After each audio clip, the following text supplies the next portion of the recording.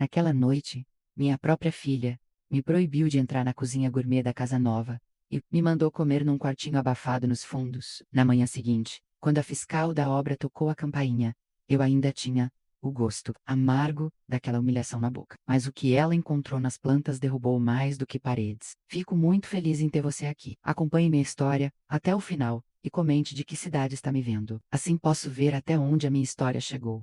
Meu nome é Helena, tenho 63 anos, sou viúva há quase uma década e por muitos anos fui costureira, não uma costureira de boutique daquelas que aparecem em revista. Eu era a costureira de bairro, a que salvava vestidos de festa de última hora, ajustava uniforme de escola e fazia barra de calça por um preço que cabia no bolso de quem batia na minha porta. Eu sempre me achei uma mulher simples, mas honesta e trabalhadora, daquelas que colocam a família em primeiro lugar e aceitam ficar em último lugar em tudo. Minha família sempre foi pequena. Eu, meu falecido marido, Augusto, e nossa única filha, Camila. Desde que perdi o Augusto, foi como se toda a luz da casa tivesse se apagado. Mas eu me agarrei a Camila como quem se agarra à última vela acesa num apagão. Ela era minha menina, meu orgulho, a razão de eu acordar cedo e dormir tarde.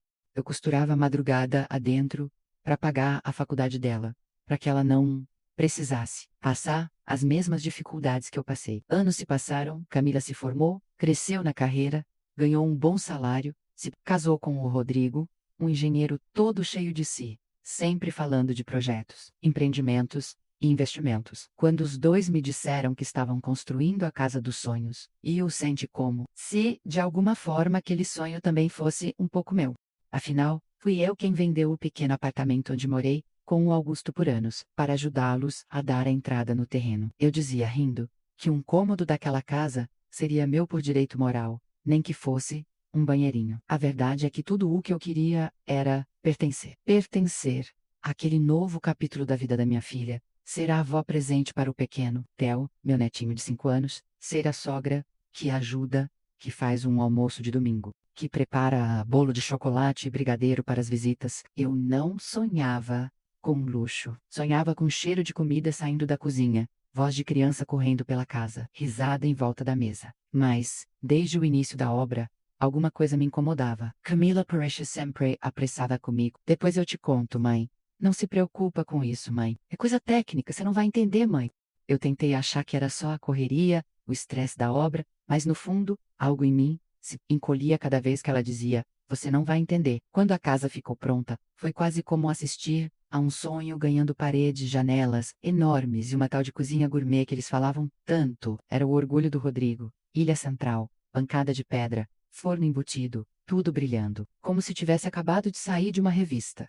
Eu cheguei com uma travessa grande de lasanha, feita na minha cozinha pequena de aluguel, com meu forno velho que sempre queimava um lado mais que o outro. Eu queria inaugurar a casa da minha filha com o meu tempero. Assim que entrei, o cheiro de tinta nova ainda disputava espaço com o perfume caro da Camila. Ela desceu as escadas sorrindo, mas era um sorriso controlado. Me abraçou de lado, sem amassar a blusa branca engomada, e olhou para a travessa nas menhas. Mãe, o que é isso? Ela perguntou, franzindo o nariz. Lasanha, minha filha, daquela que você sempre pediu no seu aniversário.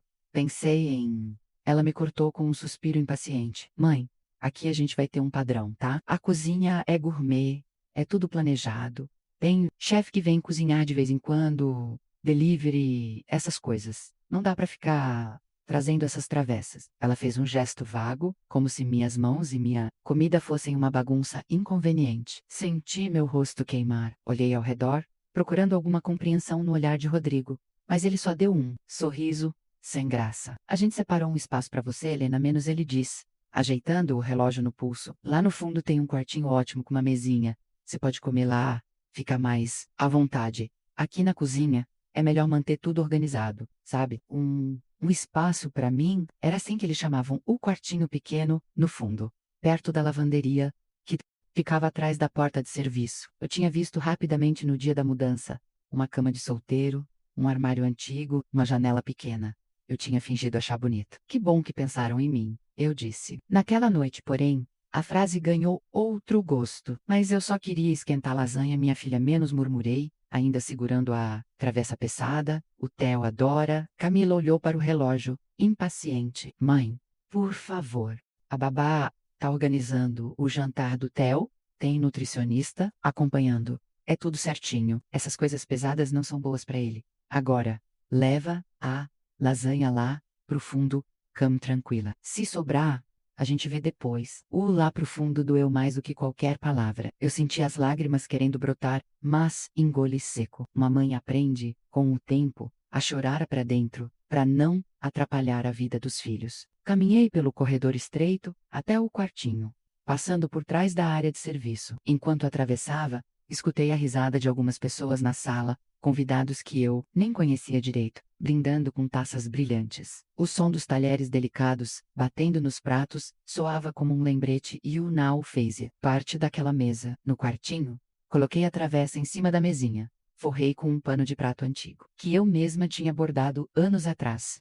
Peguei um prato, servi um pedaço de lasanha e comecei a comer em silêncio.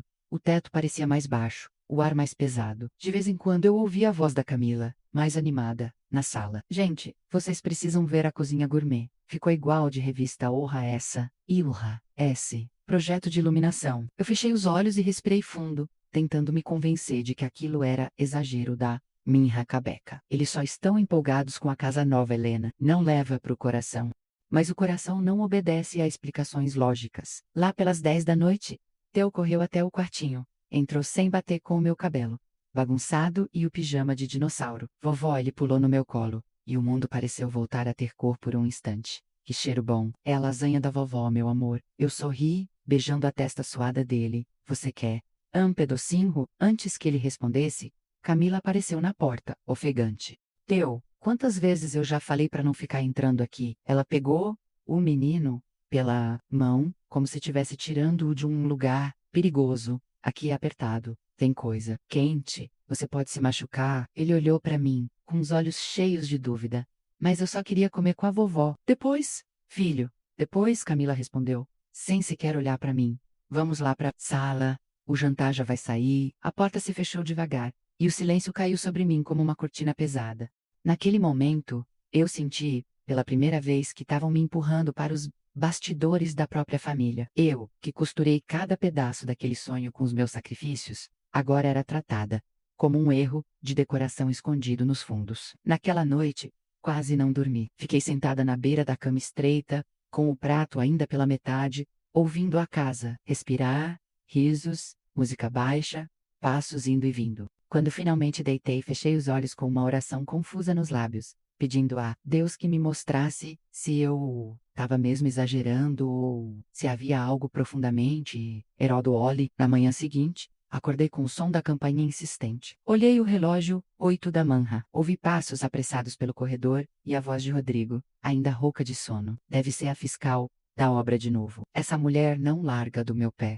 Eu não fazia ideia, naquele instante, de que aquela visita menos, e principalmente, que ela encontraria nas plantas da casa, não ia só derrubar paredes, ia derrubar toda a imagem que eu tinha da minha própria filha. Agora eu vou te contar o momento exato em que minha vida virou de cabeça para baixo. Quando eu ouvi o nome da fiscal da obra naquela manhã, uma parte de mim voltou muitos anos no tempo, para quando o projeto mais importante da minha vida não era uma casa, e sim, a minha própria filha. Hoje, contando essa história, vejo com clareza. Eu construí a Camila com as minhas próprias mãos, tijolo por tijolo de sacrifício. E no fim, ela tentou me expulsar da obra que eu mesma ajudei a levantar. Eu conheci o Augusto ainda jovem. Ele era pedreiro, daqueles honestos, que chegavam no serviço antes do sol e só iam embora quando a última massa estava pronta. Eu virei costureira quase por acaso, pegando uns ajustes de roupa das vizinhas para completar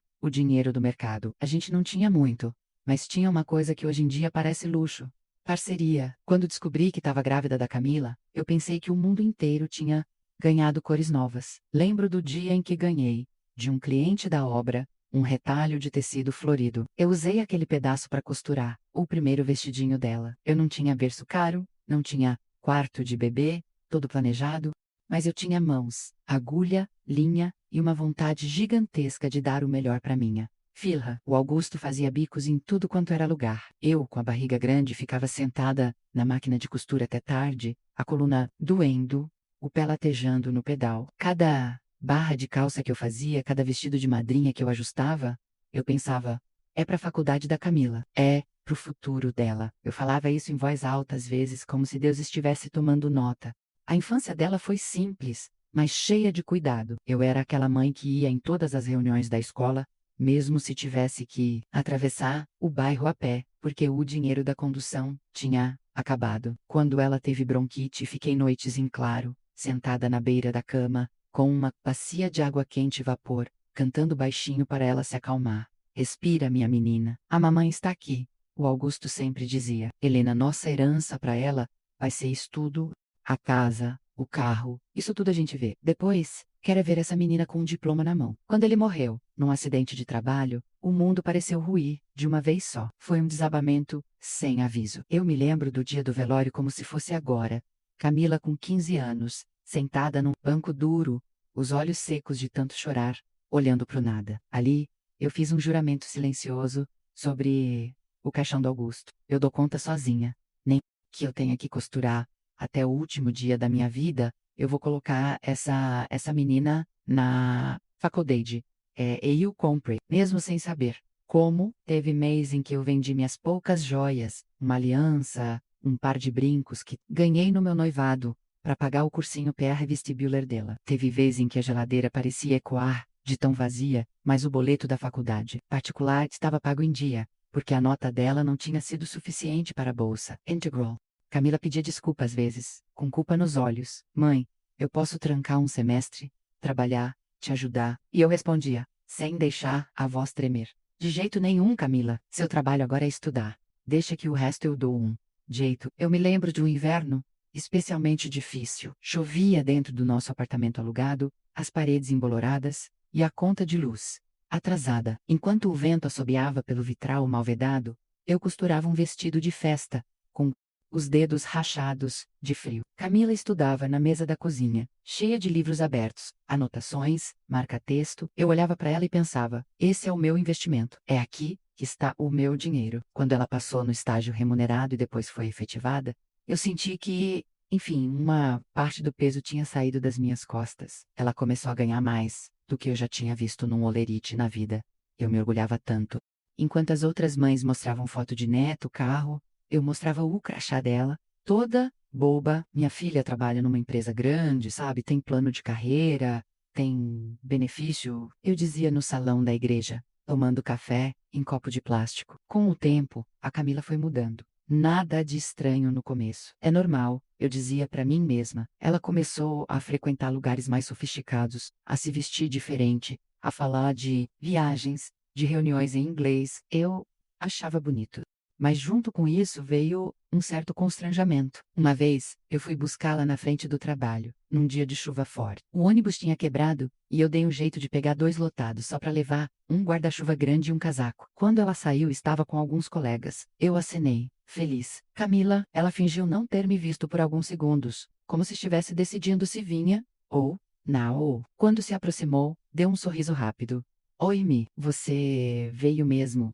Claro, trouxe o casaco. Olha só, você tá só de blazer. Vai passar frio. Ela pegou o casaco rápido, olhou para os colegas e disse: Gente, essa é a minha mãe. Ela é costureira. Não sei explicar, mas o jeito que ela falou costureira me cortou. Não era orgulho. Era como se fosse algo que ela precisava justificar. Depois, já dentro do ônibus, eu comentei, tentando parecer leve. Você ficou sem graça de eu ir lá? Ela, Sasper. Não é isso, mãe. É que você aparece assim de surpresa, de guarda-chuva, toda molhada, sei lá, parece coisa de novela. E o rê por fora. Por dentro, alguma coisa se arranhou. Com o tempo, a distância foi crescendo em detalhes. Ela parou de me contar dos problemas, dos medos, das alegrias simples. As conversas ficaram mais técnicas, mais frias. Ou às vezes nem aconteciam. Mãe, eu vou te visitar quando dar, tá? Tô numa fase muito corrida. E o entende, ou achava que entendia, o mundo dela tinha se expandido. O meu continuava do mesmo tamanho. Quando ela conheceu o Rodrigo, eu tentei recebê-lo com o coração aberto. Ele era educado, mas sempre com um ar de quem está avaliando. Olhava meu apartamento como se estivesse checando defeitos de obra. A pintura descascada, o piso antigo, O sofá gasto, isso aqui, com uma reforma básica, dava para valorizar e vender bem. Dona Helena menos ele, comentou, tomando café na minha xícara lascada. Bairro, está crescendo. Naquele dia, eu não sabia que aquela frase era o prenúncio de tudo.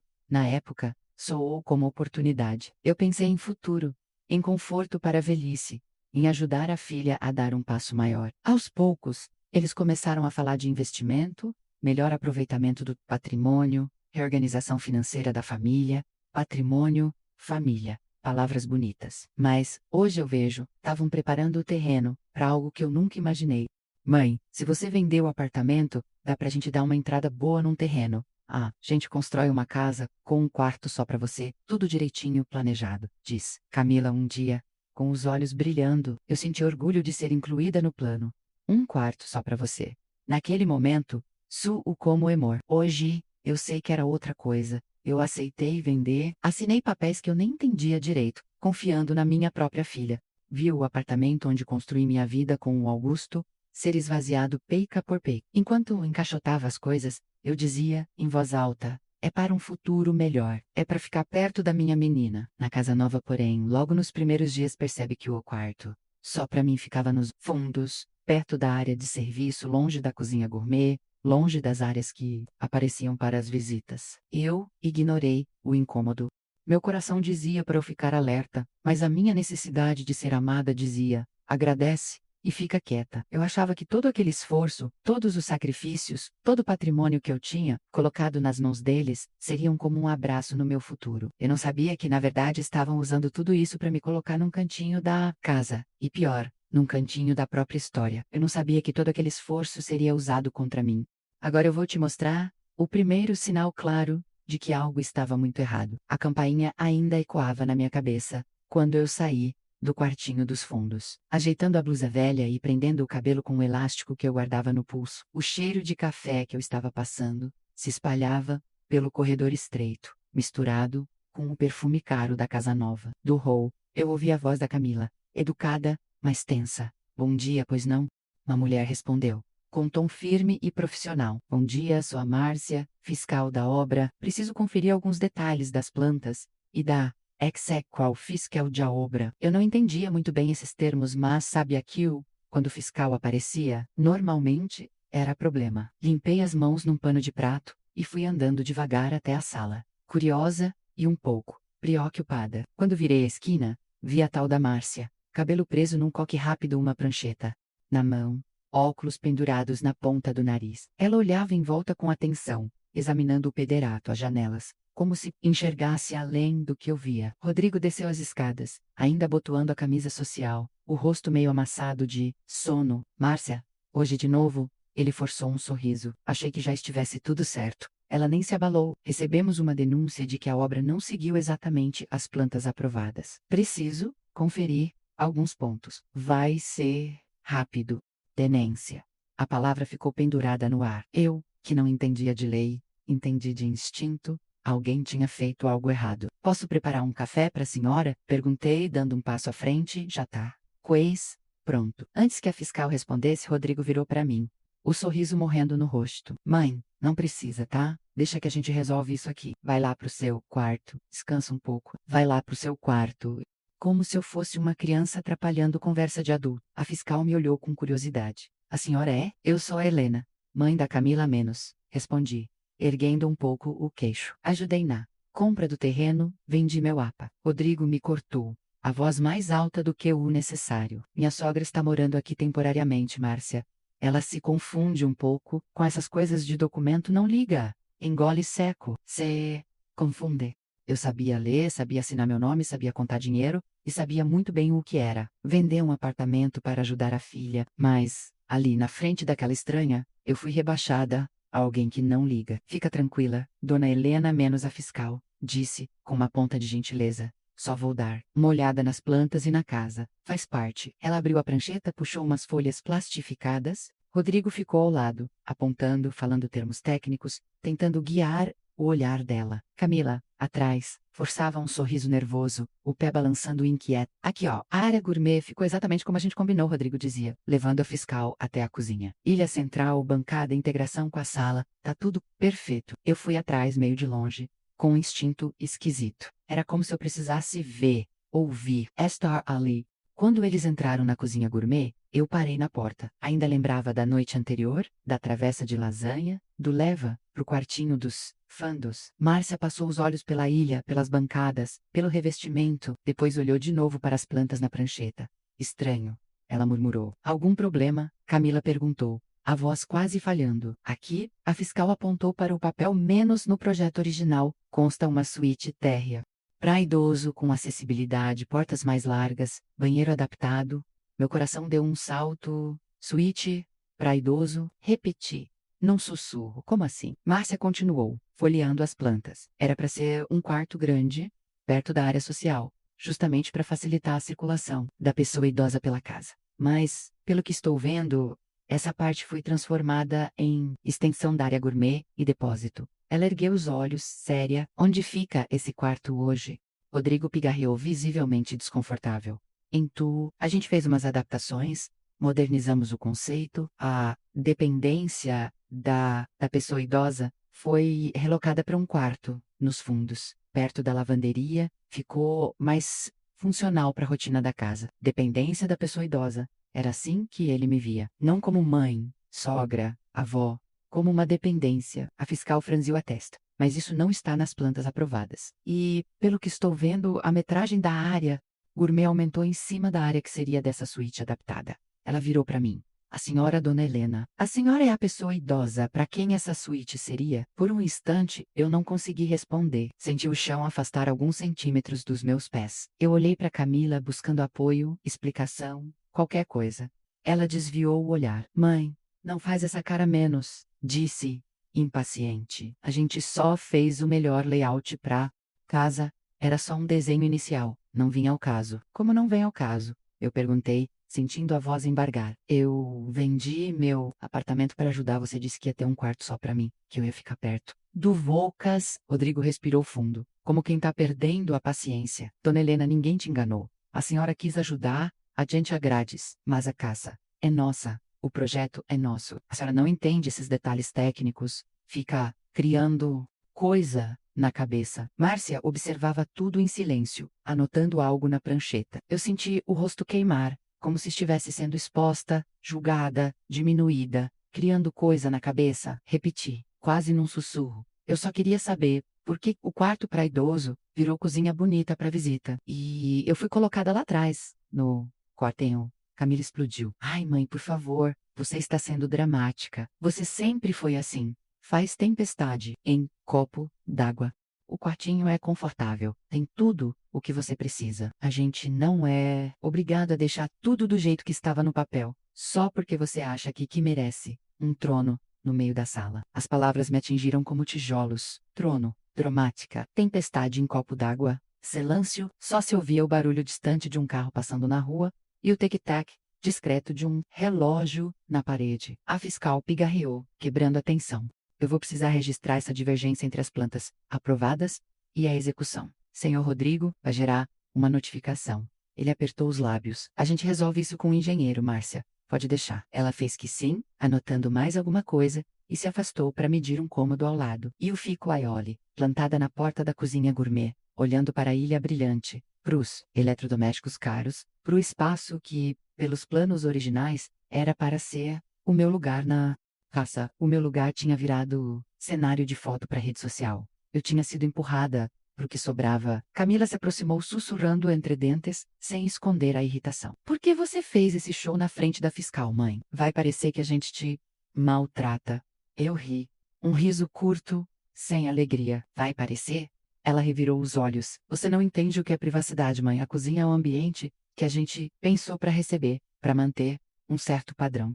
Não dá para você ficar entrando aqui de qualquer jeito com essas panelas amassadas. Esse jeito, ela me olhou de cima a baixo, como se eu fosse um erro de projeto. Esse jeito o quê, Camila? Perguntei, sentindo um nó na garganta. Esse jeito simples demais, mãe. As pessoas reparam. Ali, diante daquela ilha cintilante, da bancada perfeita, eu entendi. Eu era a mancha de café, no mármore branco da vida que ela tinha construído. E na cabeça dela, o jeito mais fácil de lidar com uma mancha é escondê-la. Mais tarde no almoço, alguns amigos deles apareceram para conhecer a casa nova. Eu levei uma travessa de farofa que tinha preparado, ainda tentando participar, contribuir de algum jeito. Quando entrei discretamente pela porta da cozinha, ouvi a voz de uma mulher rindo.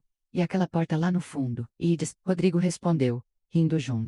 É tipo um quartinho multiuso. Às vezes a sogra fica lá, ela exclamou, num tom entre surpresa e deboche. Sogra com quartinho de fundos, vocês são corajosos, hein? Todo mundo riu. Eu estava parada na porta, com a travessa nas mãos. Ninguém percebeu que eu tinha ouvido. Ou, se perceberam, fingiram que não. Foi ali, segurando aquela farofa que de repente pareceu pesada demais, que eu sentia a primeira humilhação de verdade. Não era só ser mandada para o quartinho dos fundos. Era ser tratada como um objeto incômodo, uma piada interna, alguém que não combinava com a cozinha gourmet, com a nova fachada da família. Mas aquela humilhação ainda não era nada perto do que fariam depois. Agora eu vou te contar o momento em que percebi que queriam me apagar da própria família. Depois daquele dia da fiscal, alguma coisa mudou de vez, dentro da casa e dentro de mim. Era como se de repente eu tivesse passado oficialmente da categoria mãe que ajudou para problema que precisa ser administrado. Nos dias seguintes, o clima ficou pesado. Camila falava pouco comigo, sempre pelo corredor, sempre com pressa, sempre olhando o celular enquanto respondia. Rodrigo sumia cedo e voltava à tarde. E, quando estava em casa, vivia com aquele tom de: estou resolvendo coisa séria, não tenho tempo para drama. Uma noite, enquanto eu recolhia a louça do jantar, ouvi os dois sussurrando na sala. Parei no meio do corredor, escondida atrás da parede, como se fosse uma intrusa na própria casa onde eu morava. Você viu o escândalo que ela fez na frente da fiscal, Camila? Rodrigo dizia. Se essa história vira denúncia séria, a gente pode levar multa pesada. Eu sei, ela respondeu, nervosa. Mas ela não faz por mal, Rodrigo. Ela é, assim, exagerada, sempre foi. Exagerada, nada. Isso já é outra coisa. Ela anda esquecendo as coisas, repete assunto, se mete onde não é chamada. Isso pode ser coisa de idade. Coisa de idade. Eles falavam de mim como se eu fosse um diagnóstico, não uma pessoa. Você acha que... Camila hesitou, que a minha mãe tá, sei lá, começando a ficar... Eu acho que a gente tem que se proteger, ele respondeu. Seco, principalmente. Depois de tudo o que ela colocou no seu nome. Imagina se, daqui a pouco, ela começa a dizer que foi enganada, que não sabia o que estava assinando. Eu senti o chão balançar. Era como se ele tivesse falado em voz alta exatamente aquilo que eu sentia, só que virando tudo contra mim. Mas ela sabia, Rodrigo. Ela quis ajudar, Camila insistiu, como se precisasse convencer. Ei, sei mesma. Hoje ela sabia. Amanhã, se ficar pior, pode dizer que não sabia. Você conhece história de família que briga por herança? Eu não vou correr esse risco. Eu voltei pro quartinho dos fundos com as mãos tremendo. De repente, percebi que ali onde eu me achava protegida, eu era vista como ameaça. Eu, que tinha dado tudo, agora era o perigo. Aos poucos, o isolamento começou a se instalar. No início, eram coisas pequenas. Mãe, melhor não mexer nas panelas da cozinha. Vai que você se queima. Mãe, não precisa abrir o portão. A campainha é com a gente. Mãe, não atende o interfone. Você sempre confunde as pessoas. Depois, vieram as conversas sérias. Um domingo depois do culto, eu voltei para casa com um bolo simples, que as irmãs da igreja tinham mandado pro Theo. Entrei pela porta dos fundos, como já tinha virado costume, e vi Camila sentada à mesa da cozinha gourmet, com 2 pratos lindos, 2 cafés fumegantes e só 2 cadeiras. Uma para ela, outra para Rodrigo. Nada pra mim. Que mesa bonita, minha filha, menos comentei, tentando não parecer deslocada. Eu posso pegar uma xícara lá do quartinho e sentar aqui com vocês? Ela respirou fundo, como quem se prepara para algo desagradável. Mãe, senta aqui um minutinho, por favor. Ela puxou uma cadeira, mas não era na mesa. Era encostada na parede, um pouco de lado, como se eu fosse paciente. E ela, médica. O que foi, Camila? Aconteceu alguma coisa?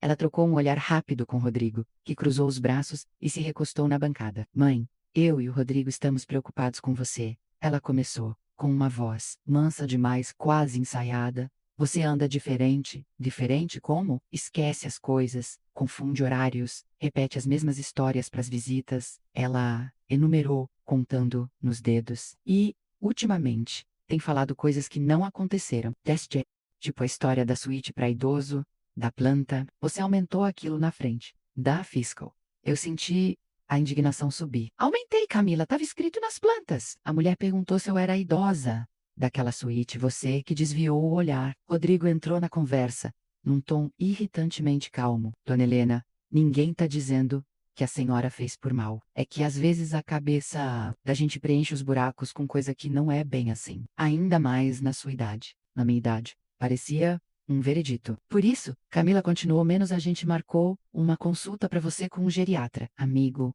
do Rodrigo. Só para avaliar, ver se tá tudo bem, se não precisa de um remedinho para memória, para ansiedade, essas coisas. Eu olhei para ela como se estivesse olhando para uma desconhecida.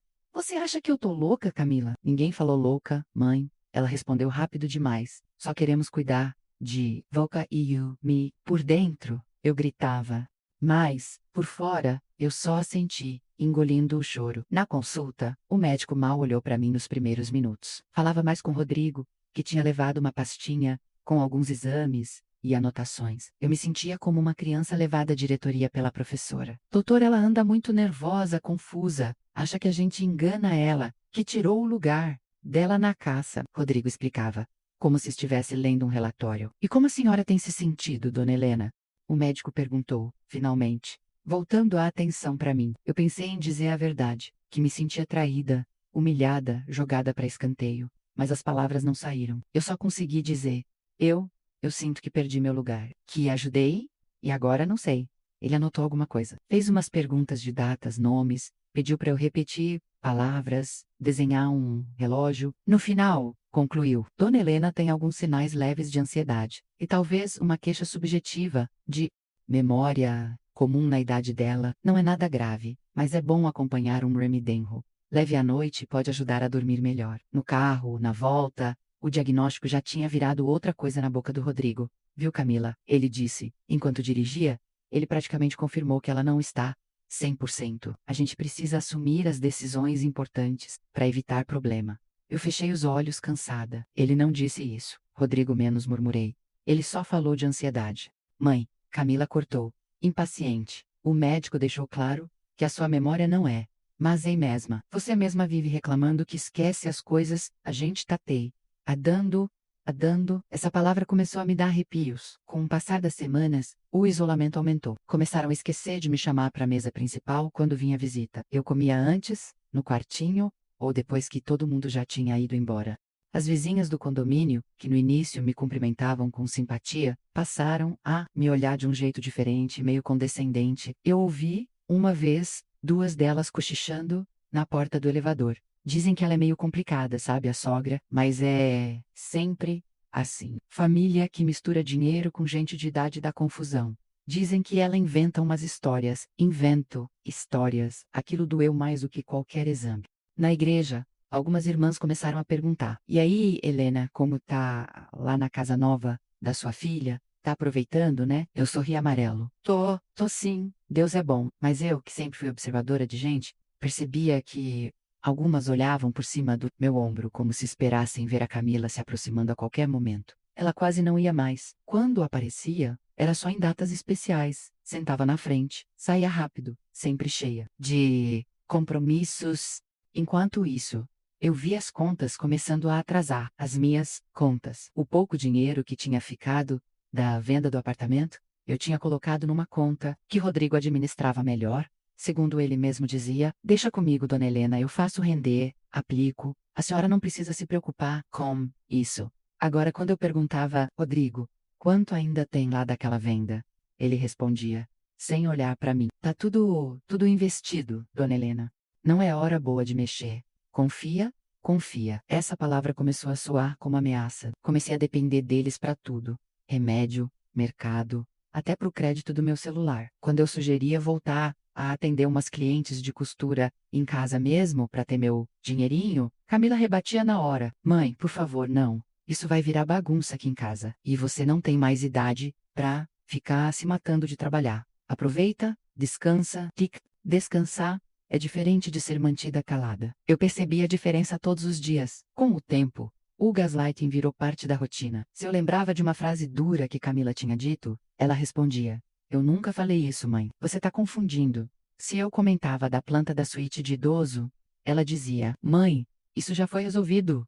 Você fica presa nisso. Não foi assim. Se eu falava que estava me sentindo jogada para escanteio, ela suspirava. Ninguém te jogou para lugar nenhum. Você que não se adapta. A gente faz tudo por você. E você só reclama. E eu aos poucos comecei a duvidar de mim mesma. Será que eu estava exagerando? Será que a idade estava mesmo bagunçando minhas lembranças? Será que eu era injusta com eles? Mas, mesmo no meio dessa confusão, havia um fiozinho de lucidez que se recusava a arrebentar. Algo dentro de mim sussurrava. Helena, não enlouquece não. Tem coisa errada aí. Você não está inventando tudo. Esse fio me manteve de pé. Foi ele que me fez, numa madrugada de insônia, levantar da cama, abrir devagar a porta do quartinho e andar pelo corredor silencioso da casa, ouvindo apenas o té e citaque do relógio e o ronco baixinho do Theo lá em cima. Eu não sabia exatamente o que procurava. Essential. Se eu aceitasse aquela versão de que eu estava confusa e dramática, eu estaria entregando, junto com minha história, o pouco de dignidade que ainda me restava. Foi justamente nesse momento de desespero que um detalhe mudou tudo. Agora eu vou te mostrar o que encontrei e que acabou revelando a verdade. Naquela madrugada, a casa inteira dormia. Só eu e o barulho distante da rua estávamos acordados. Abri devagar a porta do quartinho, como quem tá fugindo menos, mas era da minha própria vida que eu queria fugir. O corredor estava meio escuro, iluminado só pela luz azulada do molden piscando e por um resto de claridade vindo da janela da sala. Passei pela cozinha gourmet em silêncio, olhando aquela ilha brilhante como quem observa um altar em que nunca é convidado a ajoelhar. Theo roncava baixinho lá em cima, Camila e Rodrigo, trancados no quarto, com o ar-condicionado ligado. Eu não sabia exatamente o que estava procurando. Só sabia que precisava encontrar alguma coisa que comprovasse que eu não estava louca. Que aquela história de suíte para idoso, investimento se proteger, não era delírio da minha cabeça cansada. Foi então que meus olhos caíram no escritório do Rodrigo, uma porta de vidro fosco ao lado da escada. A maçaneta estava só encostada. Eu podia ouvir o som sutil de uma impressora em stand-by, aquele zumbido baixinho. Entry.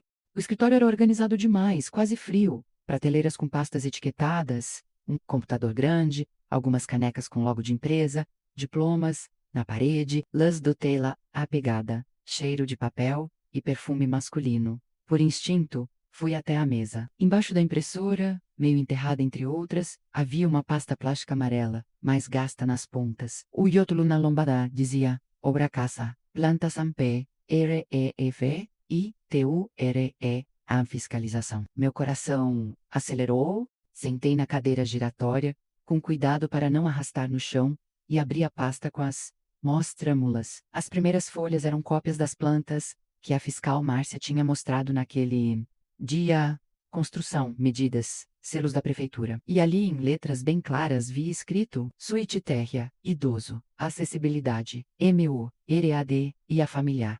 Olhei o desenho com atenção. O cômodo era grande, com porta larga, banheiro próprio, perto da sala e com acesso fácil à cozinha, perto da vida, perto do barulho bom da casa. E do lado, com uma caneta vermelha, alguém menos provavelmente, Rodrigo, pelo jeito da letra, tinha rabiscado: inviável. Aproveitar a área para cozinha gourmet, depósito, idade da dona H, declinante, melhor avaliar opções futuras, instituição, acompanhamento 24H. O mundo girou.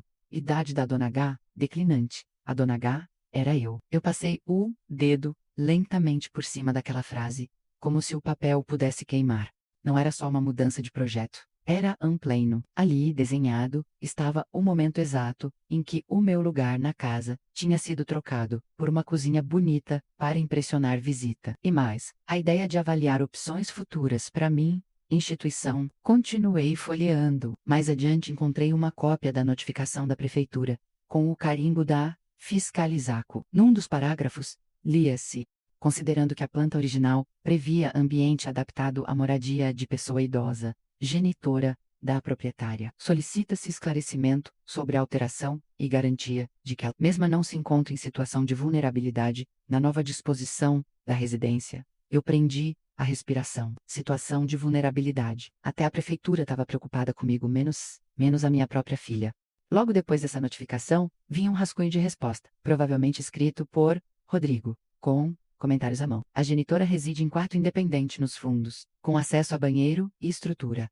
Minema, família, Estuda a possibilidade de transferir-la futuramente para instituição especializada, devido a quadro de saúde delicado e lapsos de memória. Lapsos de memória, quadro de saúde delicado.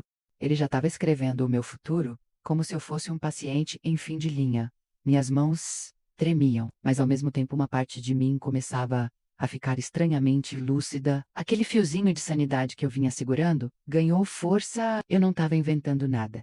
Eu não estava confundindo. Eles é que estavam desenhando, em silêncio, um jeito de me retirar da cena sem parecer. Crowley. Continuei mexendo na pasta.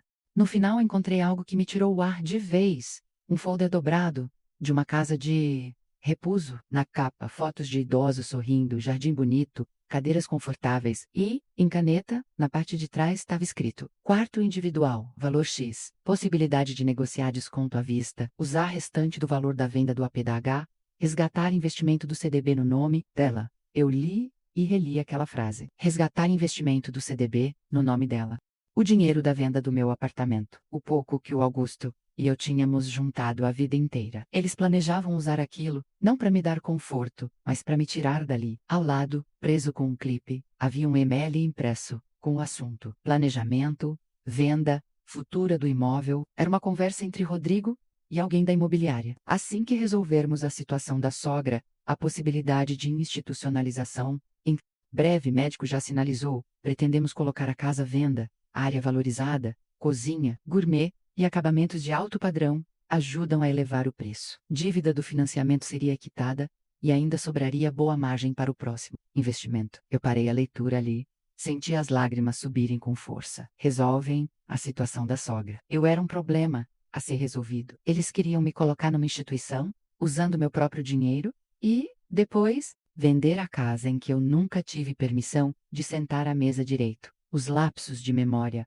as conversas sobre geriatra, o jeito como me chamavam de confusa, dramática, exagerada, tudo fazia sentido. Não era preocupação, era estratégia. Fechei a pasta devagar, respirei fundo, encostei a cabeça na cadeira por alguns segundos. Eu sentia duas coisas ao mesmo tempo: um desespero sufocante e uma calma estranha. Desespero pelo que tinham planejado para mim. Calma porque finalmente eu tinha certeza de que não estava ficando louca. Naquela mesma semana, aconteceu outra coisa que amarrava todas as pontas. Enquanto eu varria discretamente a sala, o celular da Camila, que estava carregando na estante, apitou. Não era da minha conta, eu sei. Mas, quando vi na tela prévia uma mensagem com o nome Casa Vila Serena, internação, meu coração disparou. A prévia mostrava: boa tarde, Camila. Como combinado, envio o orçamento atualizado para acolhimento em regime integral da Sra. Helena, incluindo os serviços de enfermagem e acompanhamento médico. Ressaltamos a importância de decisão rápida, devido à fila de espera. Minha mão gelou no cabo da vassoura. Eles já estavam orçando a minha internação. Não era um plano vago para o futuro. Era um movimento em andamento. Uma parte de mim quis, na hora, correr até a cozinha, jogar o celular dela na mesa e gritar.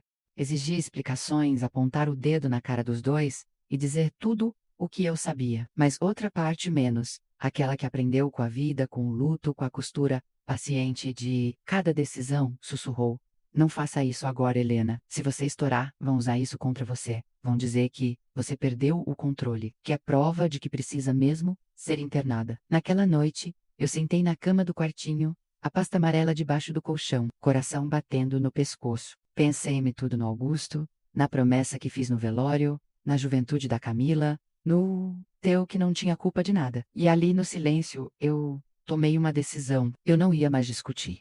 Não ia mais apontar incoerência nenhuma. Não ia mais responder provocação.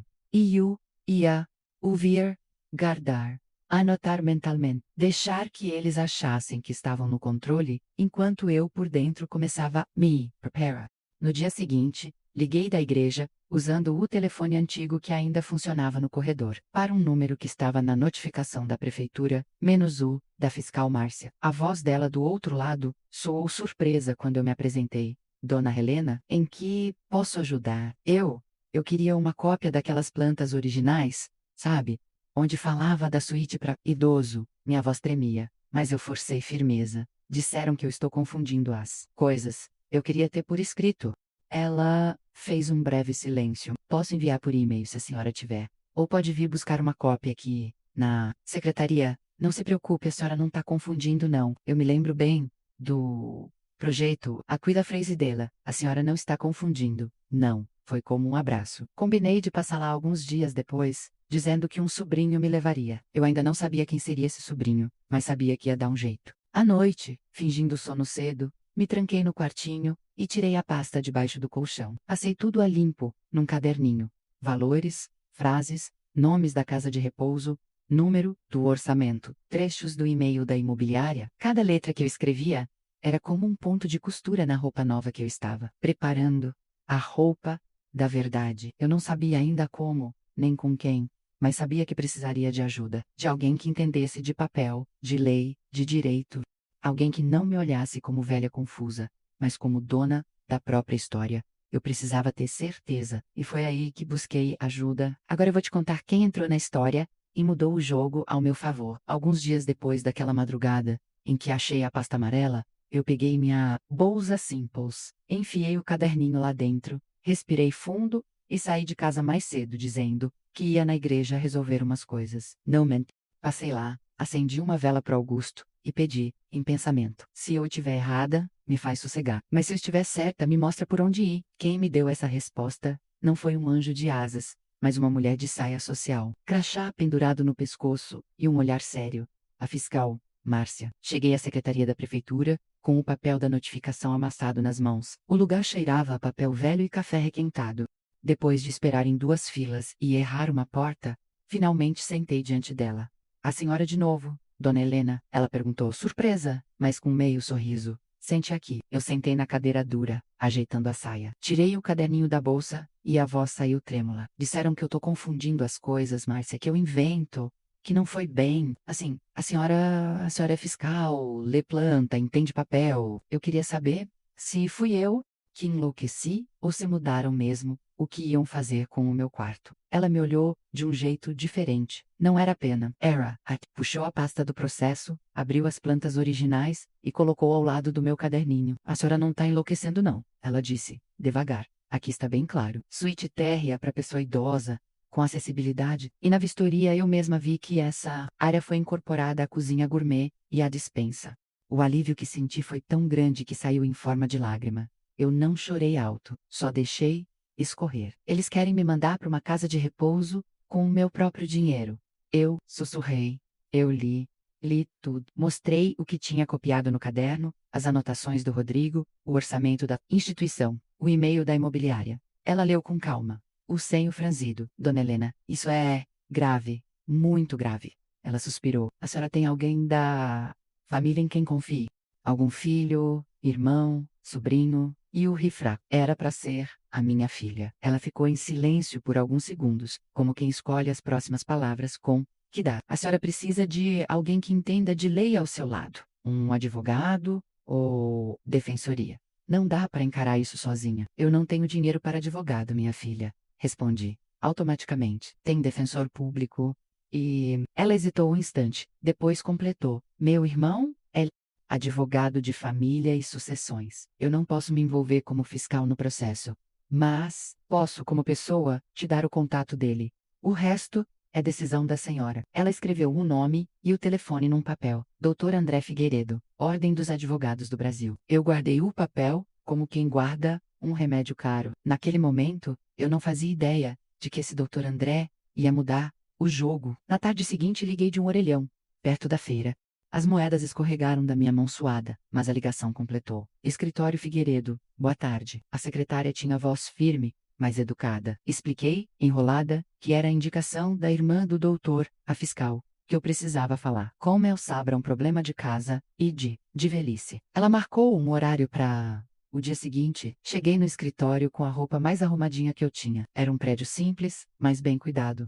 Na recepção, revistas de direito e uma plantinha num canto. Quando chamaram meu nome, entrei numa sala com mesa de madeira, estante cheia de livros grossos e uma janela grande. Dr. André era um homem de uns 40 e poucos anos, com óculos retangulares e barba. Rola. Ele apertou minha mão com firmeza e me ofereceu água. Pode falar com calma, dona Helena. Eu já ouvi um pouco da história pela Márcia, mas quero ouvir da senhora, do começo, do jeito que a senhora lembrar. E o que contei do Augusto, da venda do apartamento, da promessa da suíte para idoso, do quartinho no fundo, da cozinha gourmet da Romeu Racco, da consulta no geriatra, da casa de repouso, da pasta amarela. Enquanto eu falava, ele não me interrompia. Anotava. De vez em quando, fazia um baixo. No fim, deslizei meu caderninho para perto dele, abrindo na página das anotações. Eu copiei tudo o que achei importante. Se eu errar alguma palavra, o sentido tá aí. Ele leu em silêncio, os olhos correndo pelas linhas. Depois respirou fundo, se recostou na cadeira e falou com a calma de quem está acostumado a dar notícias difíceis. Dona Helena, o que a senhora está me mostrando aqui é um desenho claro de abuso financeiro contra idoso e, possivelmente, tentativa de afastamento da senhora do convívio familiar para facilitar o uso do patrimônio. Eu segurei a borda da cadeira. Abuso financeiro. A senhora tem mais 60 anos, vendeu seu apartamento, colocou boa parte do valor sob cuidado de terceiros, e esses terceiros estão planejando usar esse dinheiro para internar a senhora e depois lucrar com a venda do imóvel onde a senhora mora, sem lhe dar voz. Ele folheou de novo, e ainda tentando construir uma narrativa de que a senhora é confusa, para enfraquecer sua palavra. Ouvir alguém colocar em frases aquilo que eu sentia, mas não sabia nomear, foi assustador e, ao mesmo tempo, libertador. Eu posso fazer o quê? Perguntei, num fio de voz. Eu moro na casa deles. O dinheiro está nas mãos deles. Ele se inclinou para a frente. Primeiro, a gente precisa saber exatamente o que está no nome da senhora e o que está no deles. Contas, investimentos, procurações, contratos da venda do apartamento, escritura do terreno, tudo. A senhora tem alguma cópia? Contrato da venda? Não, ficou tudo com o Rodrigo. Mas o comprovante do depósito, venda no dia, eu tenho sim. Tá numa caixinha na igreja com meus documentos. E eu sei o banco onde está o dinheiro, pelo menos onde deveria estar. Ele fez um desenho rápido num papel, então, vamos por partes. A senhora consegue, sem levantar suspeita, ir ao banco comigo, como se eu fosse um conhecido, um sobrinho, um contador e Camila e Rodrigo quase não estavam em casa durante o dia. Se eu saísse pela manhã, como quem vai à igreja ou ao mercado, ninguém estranharia. Consigo, ótimo, segunda-feira, 10 da manhã, na agência tal, ele anotou. A gente vai pedir extrato de tudo que estiver no seu CPF. Se tiver a procuração em nome deles, a senhora pode revogar na hora. Eu posso, sozinha? A senhora é lúcida. Dona Helena, eu tô conversando com a senhora e vendo isso. Lúcida. O suficiente para revogar qualquer procuração que tenha dado por confiança e que hoje a prejudique. Aquela frase caiu dentro de mim, como uma chave girando na fechadura. Eu não era o caso perdido que eles queriam pintar.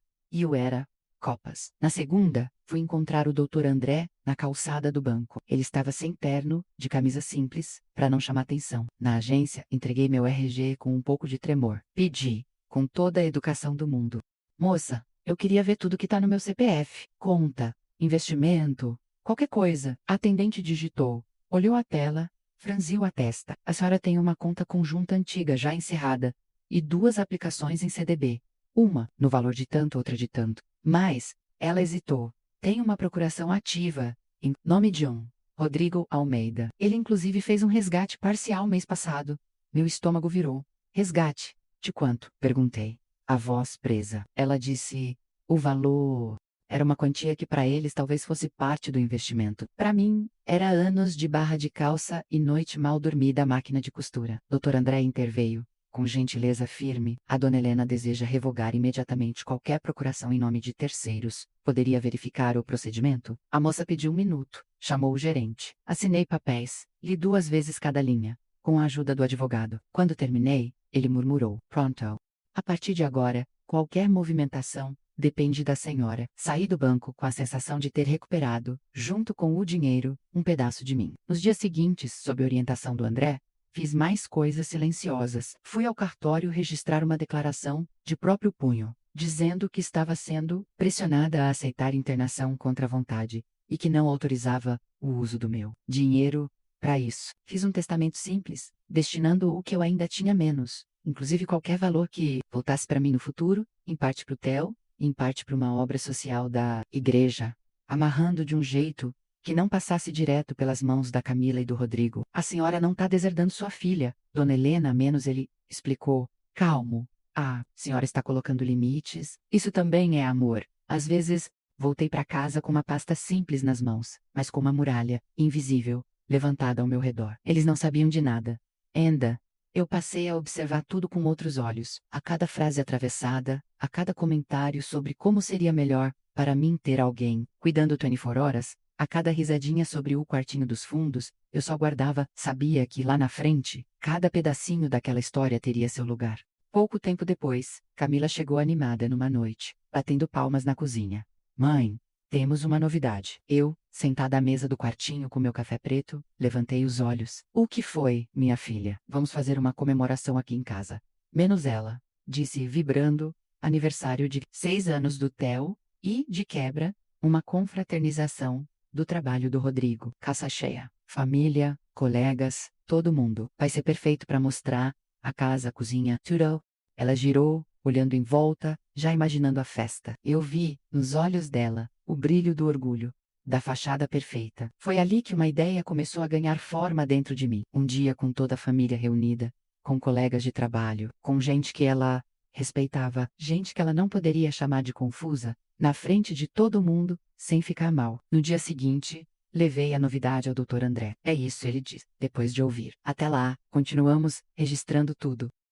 Comentários, qualquer coisa que comprove a intenção deles, a senhora já protegeu o principal, seu dinheiro. Agora, a verdade vai ser o resto da sua proteção. Eu voltei para casa com um coração calmo, mas decidido. Comecei a imaginar, em detalhes, o dia da festa, o bolo do Theo, os convidados, os brindes, na cozinha gourmet, que não era para minhas mãos. E no meio desse cenário que eles tinham montado para mostrar sucesso, eu via outra cena, muito clara.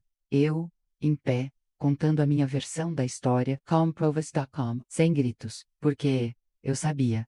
Era isso que eles esperavam de mim para chamar de louca. Eu já sabia de tudo, e eles nem imaginavam. Agora eu vou te contar como preparei o dia em que toda a verdade viria à tona. Os dias que antecederam a festa do Theo foram como os últimos ensaios, antes de uma paca de teatro. Camila e Rodrigo organizavam tudo com um entusiasmo que eu não via há tempo, só que o entusiasmo deles não era pela vida do menino, era pelo espetáculo da casa. A gente precisa contratar um buffet infantil, com mesa decorada, aqui na área gourmet, Camila dizia, apontando para a ilha como se fosse um palco. Quero tudo impecável. Rodrigo, vai vir o pessoal do meu trabalho, seus chefes, a família inteira. Eu observava de longe, sempre pela porta, como figurante, que não recebeu texto. Por dentro, porém, eu começava a decorar as minhas próprias falas.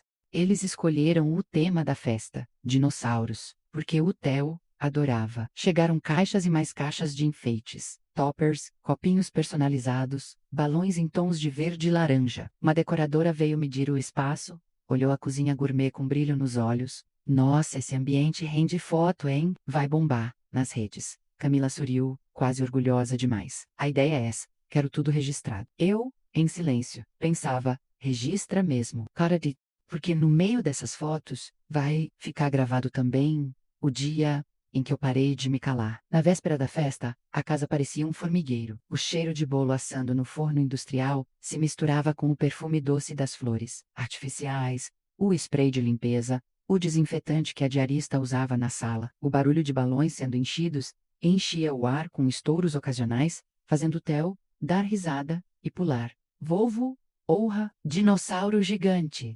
Ele correu até mim, com um chapéu de papel na cabeça e o meia bexei. Ajeitei o chapéu e beijei sua testa. Tá lindo, meu amor. Esse dia é seu. Nunca esquece isso. É seu. Ele saiu correndo, rindo, sem entender as camadas da minha frase. Ainda bem. Criança não tem que entender maldade de adulto. No meio daquela correria, eu percebia como eles estavam tranquilos em relação a mim. Era como se, na cabeça deles, eu já tivesse aceitado o meu papel de velha que reclama. Mas não faz nada. Mãe, Camila falou, enquanto conferia uma lista no celular, menos no dia da festa, o buffet. Vai usar a cozinha gourmet, tá? Então você tenta ficar mais no quartinho, para não atrapalhar. Acer colicou. Os garçons vão passar por aqui o tempo todo. Eu fiz cara de quem aceita. Claro, minha filha. Fico mais lá atrás sim, por dentro. Eu anotei. Eles me querem escondida. Vai ser daqui, do escondido, que eu vou sair na hora certa. À noite, antes de dormir, sentei na minha cama estreita, peguei o caderninho e revisei tudo, com calma, como se estivesse provando uma roupa antes do dia importante. Extratos do banco, mostrando o resgate feito pelo Rodrigo sem minha autorização. Anotação da conversa com a casa de repouso. Cópia da planta original, da suíte para idoso, que Márcia tinha me ajudado a conseguir. Cópia simples do testamento e da revogação de procuração. Tudo organizadinho, em ordem, dentro de uma pasta transparente daquelas baratas, mas que protegem e o que importa. Eu olhei para aquela pasta e pensei, essa é a minha armadura. Na manhã da festa, acordei antes de todo mundo. O sol mal tinha subido. O céu ainda era um azul desbotado. Fiz meu café preto, mais forte que o normal, sentei na mesinha do quartinho e fiquei, ouvindo o silêncio da casa antes da bagunça. Por um instante, a dúvida me fez companhia. E se eu estiver indo longe demais? E se no fim, todo mundo ficar contra mim? E se eu machucar o Theo sem querer, criando um escândalo no aniversário dele? Mas em seguida lembrei das palavras do Dr. André, na nossa última conversa: a verdade dói quando vem à tona, Dona Helena, mas a mentira mata devagar. A senhora quer continuar morrendo aos poucos? Não. Eu não queria. Eu já tinha morrido uma vez, quando enterrei o Augusto. Não ia morrer em vida de novo, enterrada num quartinho de fundos. Pouco antes das 9, os primeiros prestadores de serviço começaram a chegar. Cheiro de pão de queijo congelado assando, de salgadinho frito, de brigadeiro enrolado. A decoradora montava um arco de balões na entrada da cozinha gourmet. A música infantil tocava baixinho numa caixa de som. Camila descia as escadas impecável, vestido midi-fluido, cabelo escovado, maquiagem leve, mas calculada. Ela olhou em volta satisfeita. Rodrigo vai ficar perfeito. Ela ajeitou uma placa na parede com os dizeres: família é tudo. Eu não conseguia evitar um pensamento ácido. Família é tudo, até o dinheiro entrar na história. Rodrigo, de camisa social e calça bem passada, andava com um tablet na mão, conferindo. Lista de convidados. Vão vir uns 8 colegas da empresa, alguns com a esposa, mais uns 5 da minha, e sua tia Lúcia confirmou presença também. Quando ele falou tia Lúcia, meu coração deu um salto. Lúcia era minha cunhada, irmã do Augusto, daquelas mulheres que não engolem desaforo. E tem memória melhor do que muito computador. Se tinha alguém na família que lembrava dos detalhes da venda do meu apartamento, era ela. A Lúcia vem? Perguntei, tentando soar casual. Vem, mãe. Camila respondeu mexendo nos copos. Já até imagino vai ficar sei, metendo, falando de antigamente. Mas, deixa, faz parte. Faz parte, eu pensei. Faz parte do quebra-cabeça, isso sim. Por volta do meio-dia, os convidados começaram a chegar. Campainha tocando, vozes misturadas, cheiro de perfume caro, salto batendo no piso. Rezadas, a casa, finalmente, estava fazendo seu grande papel. Que casa linda, Camila! Uma colega dela exclamou, girando pela cozinha gourmet. Gente, olha essa ilha, que sonho! A gente ralou para chegar aqui, Camila respondeu rindo. Mas valeu a pena. Ela não mencionou o pedaço da minha vida que foi vendido para pagar aquele sonho. Eu, do canto, observava. Fiquei boa parte do tempo circulando entre o quartinho e a sala, ajudando com o que deixavam eu ajudar. Pegar um guardanapo aqui, enxugar um copo ali, acalmar o Theo, quando ele se assustava com barulho. Ninguém imaginava que naquela mulher de blusa simples havia uma tempestade organizada, esperando a hora certa. Quando tia Lúcia chegou, foi como se o espírito do Augusto tivesse entrado junto. Ela me abraçou apertado, quase me desmontando. Minha irmã, ela falou, com a voz carregada. Olha só essa casa, quem diria, hein? É, quem diria? Respondi, com um sorriso que escondia muito mais do que mostrava. Ela encostou nos meus ombros, me olhando fundo nos olhos. Helena, teu olhar não está igual. O que estão te aprontando? Eu respirei fundo. A festa ainda estava começando. Não era hora. Depois a gente conversa, Lúcia, mas hoje você só fica aqui, do meu lado na hora do parabéns, tá? Ela franziu a testa, desconfiada, mas concordou. À medida que a tarde avançava, a fachada da família perfeita só ficava mais forte. Rodrigo fazia tour pela casa, mostrando acabamentos, falando de financiamento como se estivesse dando palestra de sucesso. Aqui foi um investimento muito bem pensado, sabe? Ele dizia para um colega, batendo na bancada da cozinha. A gente aproveitou uma oportunidade, reorganizou patrimônio da família. E o Quays reorganizou. Era um jeito bonito de dizer. Pegamos o dinheiro da sogra e fizemos o que quisemos. Camila, por sua vez, pousava para fotos com o Theo. Sorri, filho, olha para mamãe. Isso! Assim, em todas as fotos ela estava impecável. Eu quase nunca era chamada. Quando alguém lembrava de me puxar para o quadro, era como se fosse obrigação. Vem, Helena, entra aqui na foto com o neto. Fica ali do ladinho, isso, do ladinho. Sempre. O tempo foi passando, e a tensão dentro de mim foi se transformando em uma estranha, serenidade. Eu sabia o que vinha. Sabia a Aurora. O combinado com o buffet era fazer o parabéns às 5 da tarde, com direito a discurso breve da mãe do aniversariante. Camila ensaiava frases na frente do espelho, sem perceber que eu observava da porta entreaberta do corredor.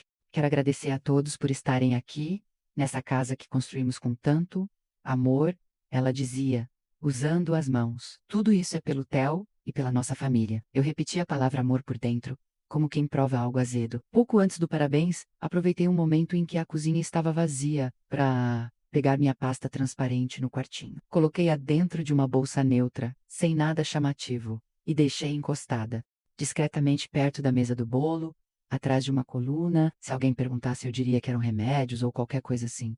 Mas ninguém perguntou, ninguém olhava realmente para mim. Quando as 5 horas se aproximaram, o buffet começou a organizar as crianças em volta. Da mesa, o bolo de 2 andares, com dinossauros em cima, estava um espetáculo. As luzes da cozinha gourmet foram ajustadas. A música baixou. Gente, vem todo mundo pra cá.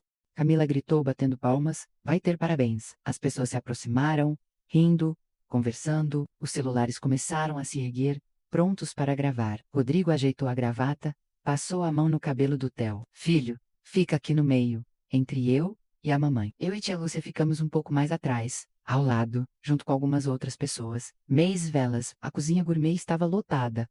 Era o cenário perfeito. Eu sentia meu coração bater forte, mas não era descontrole.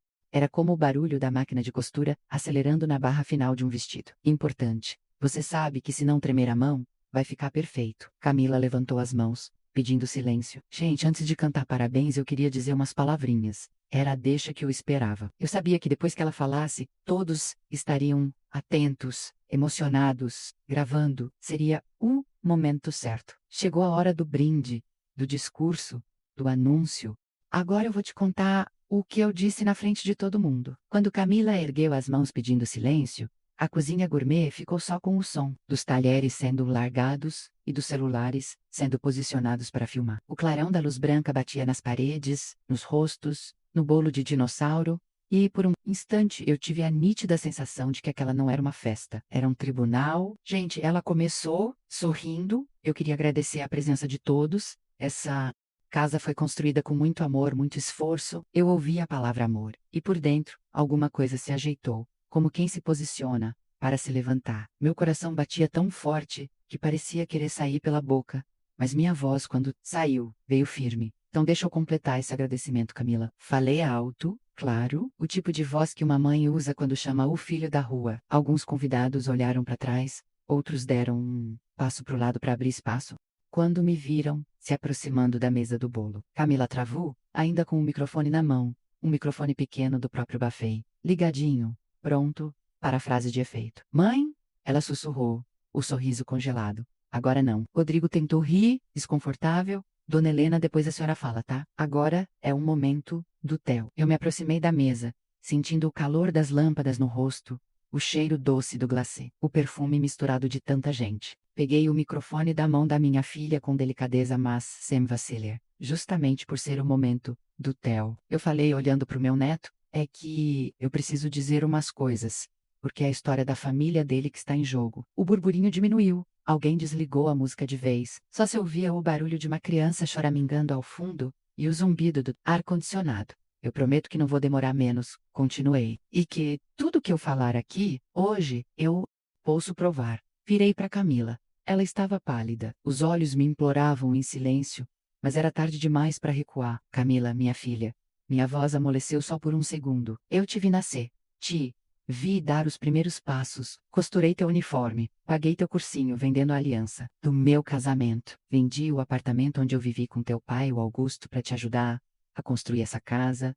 Olhei em volta. Alguns colegas dela se entreolharam, surpresos. Vocês sabiam disso? Perguntei, voltando o olhar para o grupo. Que parte dessa casa aqui foi levantada com o único bem que eu tinha na vida? Um silêncio constrangido caiu. Ninguém respondeu. Rodrigo tentou intervir. Dona Helena, ninguém precisa saber desses detalhes. Precisa sim, cortei. Porque hoje todo mundo veio aqui ver a cozinha gourmet, tirar foto na Ilha Bonita, elogiar o investimento bem feito. Mas ninguém viu onde eu como. Apontei com a mão para o corredor dos fundos. Lá, atrás, tem um quartinho onde eu como sozinha, enquanto aqui na frente servem champanhe. Um quartinho que era para ser a suíte de idoso que está nas plantas da casa. Uma movimentação aconteceu entre os colegas do Rodrigo.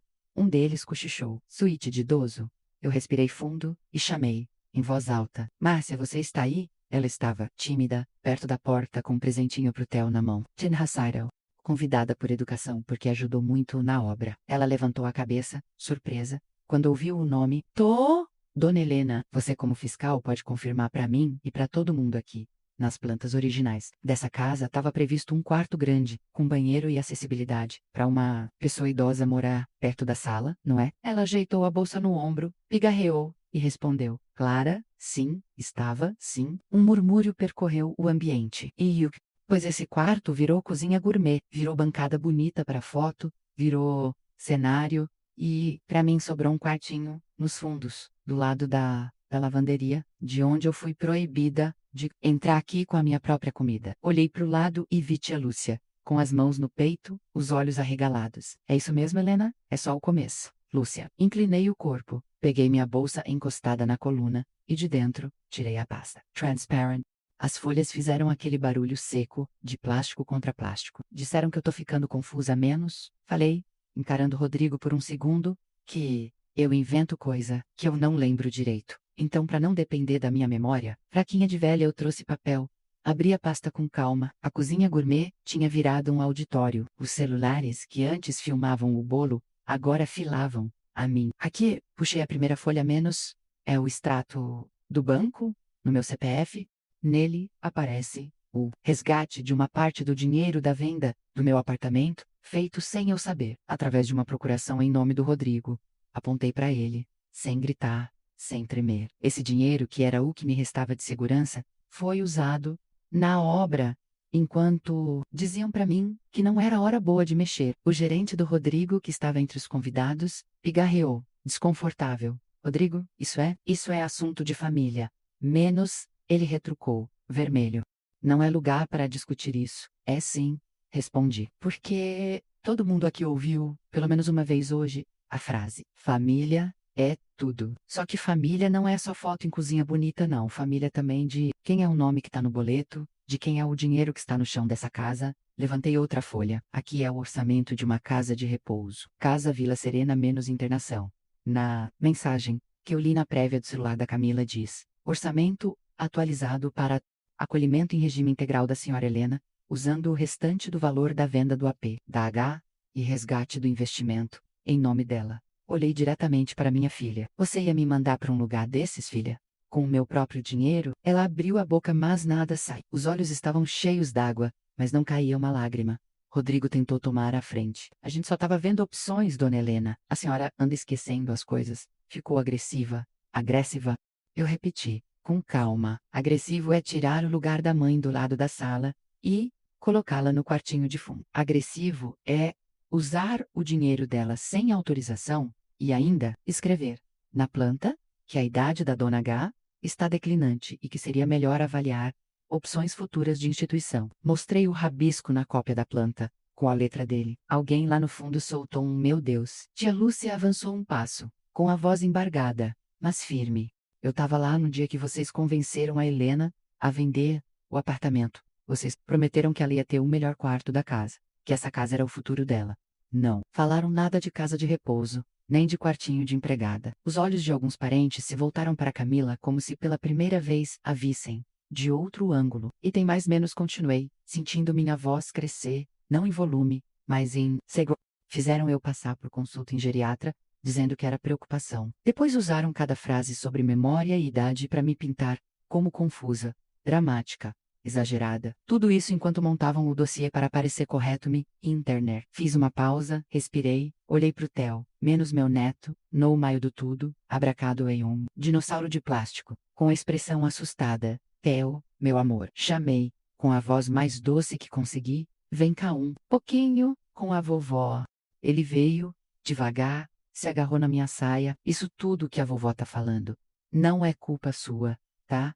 Eu disse, abaixando o microfone só um pouco, mas ainda audível. Eu estou fazendo isso também Pra você crescer, sabendo que a verdade mora acima da fachada. Voltei a encarar os adultos. Eu sei que vocês, colegas, vizinhos, só veem a parte bonita, a mãe bem-sucedida. O Engenheiro organizou o patrimônio da família, a cozinha de revista. Mas agora vocês estão vendo o outro lado. A mãe que come escondida nos fundos, enquanto o plano era usá-la até o último centavo e depois colocá-la num quarto de qualquer instituição. Rodrigo já não sorria. Suava. Isso é um teatro. Helena, você está estragando o aniversário do seu neto por orgulho. Eu endireitei os ombros. Estragar o aniversário dele seria continuar fingindo que está tudo bem.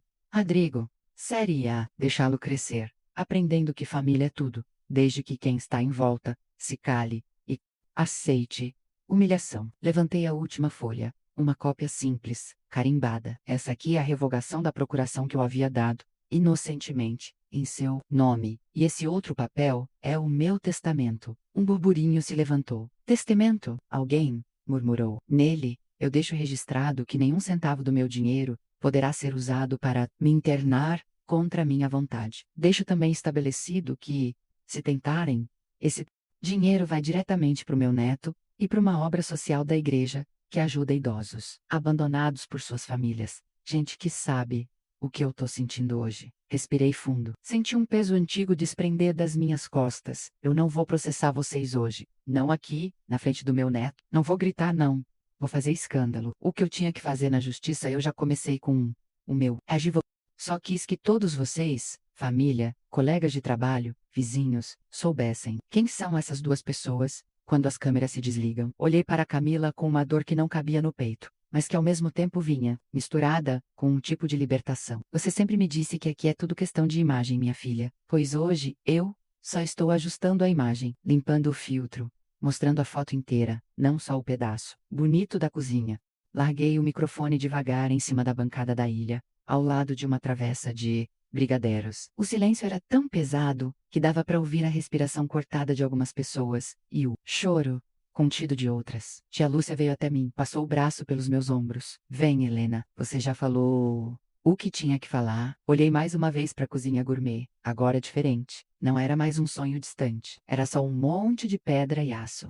E percebi que eu não precisava mais caber ali. Enquanto eu saía da cozinha, alguns olhares se abaixavam de vergonha. Outros me seguiam com respeito. Ninguém riu. Ninguém ousou me chamar de dramática. Quando saí daquele lugar, pela primeira vez em muito tempo, eu sabia que nada seria como antes. Agora eu vou te contar o que aconteceu com cada um depois daquele dia. Depois daquele dia, a casa não desabou de uma vez. Ela foi rangendo, trincando em silêncio como parede com infiltração. Mas as máscaras, essas sim caíram na mesma hora. Quando eu e tia Lúcia saímos da cozinha gourmet, ainda dava para ouvir o burburinho lá dentro. Não eram mais elogios à ilha, às luzes, aos revestimentos, Irã cochichos. Você viu o que ela mostrou?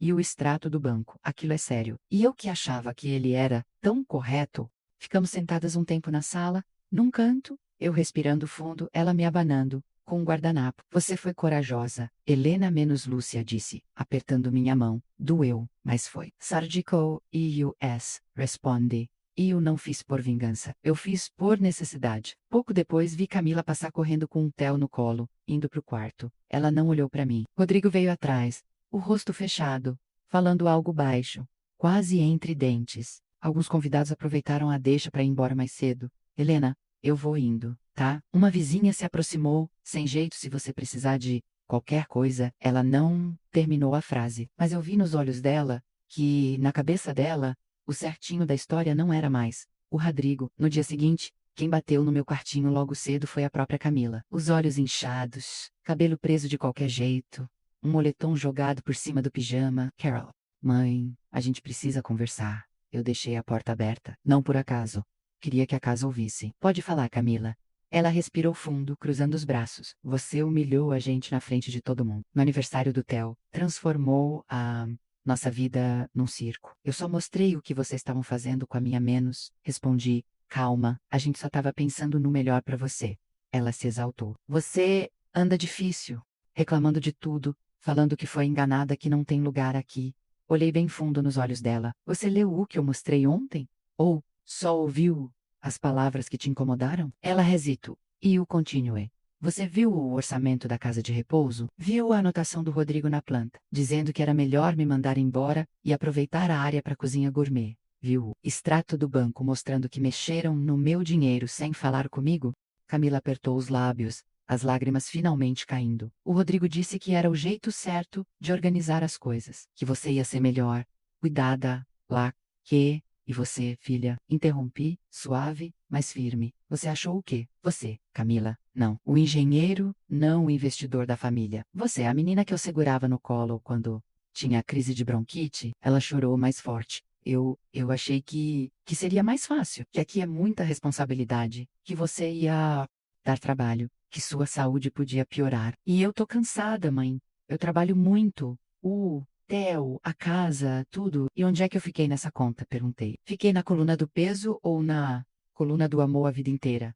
Ela não respondeu. Você podia ter sentado comigo, falado dos seus medos, das suas dificuldades. Continuei. Em vez disso, deixou o Rodrigo escrever minha velhice como se eu fosse um muvo velho. Ela secou o rosto com a manga do moletom. E agora? O que você vai fazer? Vai tirar tudo da gente? Vai colocar a gente na rua? Eu respirei fundo. Não, Camila. Quem gosta de dinheiro até pisar em gente é o Rodrigo, não eu. Eu não quero tirar nada do Theo. Não quero destruir sua vida. Só quero a minha de volta. Expliquei então, com calma. Já revoguei a procuração, já estou com um advogado. Ele entrou com uma ação para prestação de contas, para impedir que vocês vendam essa casa sem eu saber e Perrago Hunter. Que nenhum centavo meu seja usado para me internar. Ela arregalou os olhos. Você vai nos processar? Eu já comecei a me proteger. Se isso se chama processo, dei de ombros, chame. Calmou. Depois de alguns dias de tensão, Rodrigo recebeu uma notificação em casa. Eu vi quando o oficial de justiça chegou, de tarde, e entregou o envelope. Ele leu. Ficou vermelho. Amassou o papel na mão. Naquela noite, ouvi o casal discutir alto no quarto. Eu te falei que ela estava confusa, na frente de todo mundo. Rodrigo gritava. Agora está. Aí ó. Processo, defensoria, fiscal envolvida. Minha imagem no trabalho ficou uma piada. Mais tarde descobri que alguns colegas dele que estavam na festa levaram o assunto para o setor jurídico da empresa. Abuso financeiro contra idoso não combinava com o cargo que ele tinha. Uma sindicância interna foi aberta. Não sei todos os detalhes, mas soube que ele acabou sendo convidado a se desligar. Camila também sentiu o impacto. Na empresa dela, o assunto correu pelos corredores. Voca Salbe, aquela casa linda, parece que foi construído em cima de rolo com dinheiro da mãe. Ela não foi demitida, mas perdeu moral. Foi tirada de um projeto importante. Teve que encarar o próprio reflexo sem o filtro do sucesso perfeito. A ação na justiça andou mais rápido do que eu imaginava. Talvez porque, pela primeira vez, eu não estava sozinha. Eu tinha a fiscal, a tia Lúcia como testemunha, o doutor André, os extratos, as mensagens. Na audiência, Camila mal levantava os olhos. Rodrigo, ao lado, tentava manter pose de homem injustiçado. Quando o juiz perguntou se eu desejava romper totalmente com a família, eu respondi, com a voz firme: eu desejo distância do meu genro e limites claros com a minha filha. Mas, por mais que doa, ela ainda é minha filha. Eu só não aceito mais ser usada. No final, ficou acordado que qualquer valor resgatado do meu investimento sem minha autorização teria que ser devolvido, em parcelas, corrigido. Eu teria garantido, em escritura, o direito de usufruto vitalício sobre parte do valor da casa, caso ela fosse vendida. Nenhuma decisão sobre meu local de moradia poderia ser tomada sem meu consentimento, sob pena de medida protetiva. Era justo, mas ainda assim, eu olhei para o juiz e disse: eu não quero mais morar lá, mesmo com meus direitos garantidos. Não vou viver em lugar onde precisaram de juiz para lembrar que eu sou gente. Ele me olhou por cima dos óculos, sério, e apenas acenou com a cabeça. Com a orientação do Dr. André, aluguei uma kitnet simples, porém clara, perto da igreja, e de um centro de convivência para idosos. O contrato estava no meu nome. Os boletos, também. Pagar a conta nunca foi tão libertador. Lúcia me ajudou com a mudança. Não tinha muito, algumas roupas, a máquina de costura, um baú com fotos antigas, e o caderninho que virou quase diário de guerra. É pouco, mas é seu, ela disse, ajeitando a máquina num canto da sala. E o que é meu, Lúcia, eu sei exatamente quanto vale agora, respondi, não em dinheiro, em paz. Nos primeiros dias estranhei o silêncio da kitnet. Não tinha barulho de festa, não tinha cheiro de buffet, não tinha cozinha gourmet. Tinha um fogão de 4 bocas antigo, uma mesa pequena, uma janela por onde entrava o sol da manhã. Fiz meu café, olhei ao redor e pensei: aqui, se eu quiser comer na sala, eu como. Se eu quiser almoçar na cama, eu almoço. Ninguém vai me mandar para o quartinho dos fundos, porque não tem fundos, sou só eu. Com o tempo, a vida começou a se reorganizar. Voltei a Costerer, mas agora do meu jeito. Poucas clientes, quase todas da igreja ou do centro de convivência. Não era uma necessidade desesperada, era um prazer com gosto de autonomia. Dona Helena, a senhora faz barra de vestido de novo? Perguntavam. Faco? Sim, mas só se você sentar aqui para tomar um café comigo, enquanto eu marco a barra, menos respondia, rindo. Na igreja me convidaram para ajudar num projeto com idosos abandonados. E eu fui. Sentei. Ouvi histórias até mais duras que a minha. Percebi que eu tinha saída lacerada, mas viva, de algo em que muitos se afogam, sem testemunha nenhuma. Theo vinha me ver, em fins de semana combinados. No começo, Camila trazia, sem graça, meio sem saber onde colocar as mãos, dentro do meu espaço pequeno. Eu fazia questão de receber os dois com café passado na hora e bolo simples. Aqui não tem cozinha gourmet. Camila menos eu dizia, colocando as xícaras na mesa. Mas tem lugar para sentar todo mundo junto. Ela chorou algumas vezes aqui, não como vítima, como alguém que está começando a enxergar as próprias escolhas. Eu errei muito com você, mãe menos confessou uma tarde, apertando a caneca. Eu deixei a ambição do Rodrigo falar mais alto, deixei a vergonha de ser filha de costureira mandar na minha cabeça. Você deixou a palavra padrão ser mais importante que a palavra mãe, respondi, sem raiva, só constatando, mas eu também preciso aprender a dizer não. Antes de chegar no fundo do poço, tô começando agora. Com o tempo, o Rodrigo sumiu da nossa história. Ouvi dizer que foi morar num apartamento pequeno com um amigo, que teve dificuldade de se recolocar na mesma posição, que alguns negócios não deram certo. Não desejei mal, desejei que a vida ensinasse o que ele não aprendeu em casa. Camila, por sua vez, se reorganizou, cortou muitos gastos, vendeu o carro caro, renegociou a vida. Um dia, me contou que estava fazendo terapia.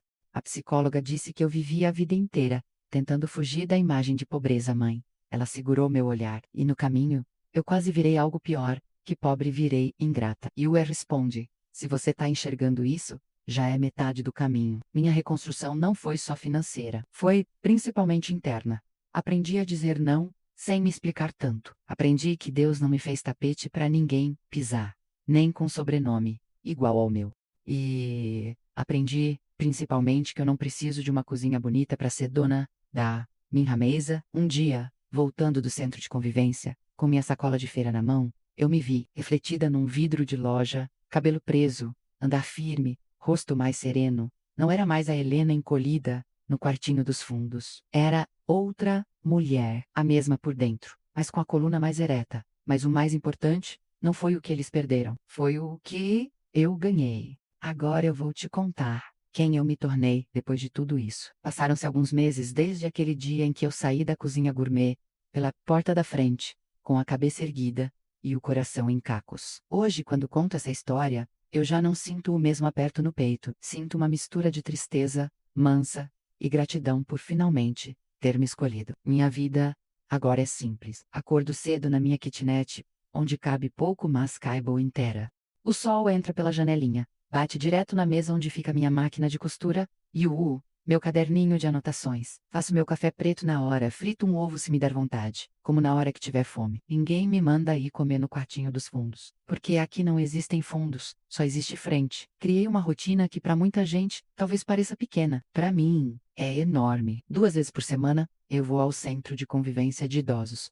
Ajudo num grupo de costura, ensino pontos que aprendi ainda criança, com a minha mãe. Enquanto as linhas se cruzam nos tecidos, as histórias vão se cruzando também. Uma perdeu o marido, outra perdeu o filho, outra perdeu a casa. A gente ri e chora, faz café passado em coador de pano e volta para casa um pouquinho mais livre. Na igreja, me envolvi mais no trabalho com idosos abandonados. Quando vejo uma senhora ou um senhor olhando para o vazio, no banco ou me aproximou, a senhora tem família? Tinha, né? Muitos respondem. Eu os escuto como gostaria de ter sido ouvida. Lá atrás, quando minhas queixas começaram, a sechanda de drama, descobri que o que quase matava Não era a dor em si, era o silêncio em volta dela. Algumas tardes, quando não tenho encomendas de costura, caminho até uma praça próxima e fico vendo as crianças brincarem. É impossível não pensar no Theo. Ele continua vindo me ver.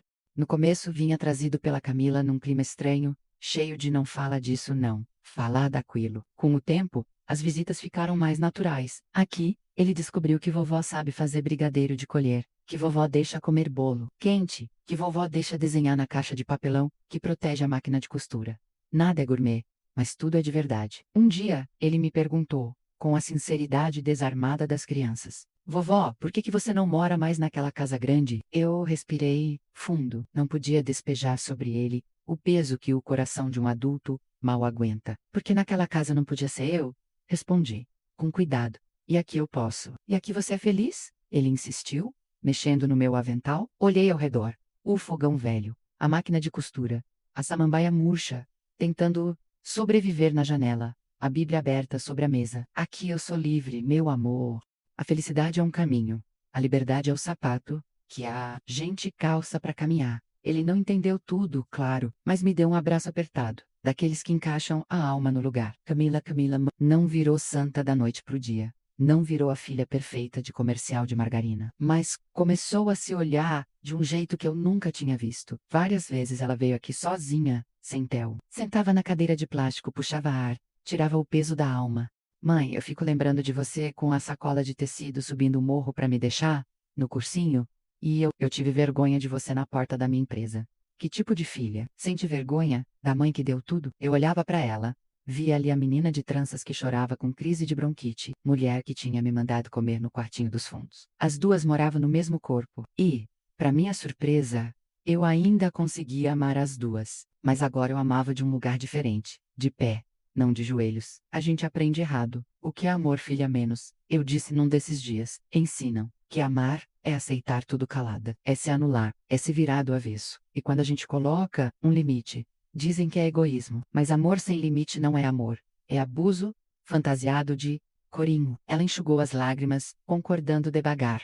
Eu deixei o Rodrigo mandar em tudo. Na casa, no dinheiro, em mim. Fiquei com medo de perder o padrão. E quase perdi você. Você não me perdeu, Camila menos corrigi? Você perdeu a versão da mãe que aguentava tudo para não te decepcionar. Essa não volta mais grocas a dias. Hoje nossa relação é uma construção nova. Não tem mais apartamento meu misturado com o sonho dela sem papel assinado. Não tem mais promessa vazia. Quando ela fala algo que me machuca, e o dego na hora, quando ela exagera na culpa, eu corto. Eu errei, mãe. Mas você também não precisa jogar isso na minha cara pro resto da vida. Ela disse uma vez, e eu não vou, respondi. Mas também não vou fingir que não aconteceu. Vamos caminhar com a verdade no meio da sala, não escondida no quartinho dos fundos. Aprendi que perdoar não é voltar para a mesma situação.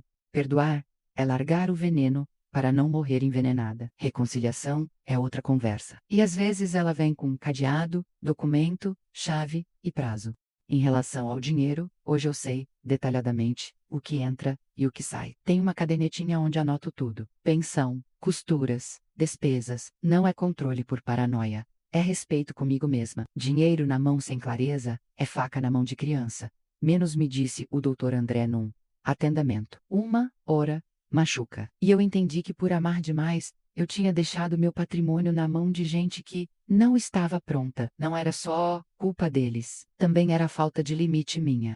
Uma das coisas mais bonitas que aconteceu depois de tudo foi na igreja. Um domingo, o pastor me chamou para dar um breve depoimento num culto de família. Subi lá na frente com as mãos suando, mas com um coração em paz. Contei, sem nomes, sem detalhes demais, a história de uma mãe que vendeu tudo pela filha, foi parar no quartinho dos fundos e teve que se levantar contra a própria família para não ser apagada da própria história. No final, eu disse algo que vinha amadurecendo em mim. Fazia tempo. Se você que está me ouvindo hoje está sendo humilhado dentro da sua casa, não aqueci, Deus mandou você engolir isso para sempre, em nome da família. Deus não te fez tapete, ele te fez imagem e semelhança. Amar sua família não significa aceitar qualquer coisa. Colocar limite também é forma de amor, principalmente amor por si mesmo. Quando desci, uma senhora me abraçou chorando, dizendo que estava passando por algo parecido. Um senhor me contou que o filho usava o cartão dele, aposentado, sem nunca perguntar. Nada. Ali eu entendi que minha história, dolorosa como foi, também podia ser cura para alguém. Hoje, quando penso na casa da Camila, não sinto mais inveja, nem falta. Às vezes passo de ônibus na rua de cima e vejo o telhado de longe. Penso na cozinha gourmet, nos corredores cheios, no quartinho dos fundos, e agradeço em silêncio por estar onde estou. A minha casa agora não tem ilha de mármore, mas tem mesa com cadeira para todo mundo. Tem um canto reservado para a máquina de costura, outro para a Bíblia aberta, outro para uma foto do Augusto sorrindo, segurando a Camila pequena no colo. É como se de alguma forma eu tivesse reconstruído, não paredes, mas a estrutura da minha alma. Se eu tivesse que resumir tudo o que vivi em uma frase, eu diria assim: não confunda amor com servidão,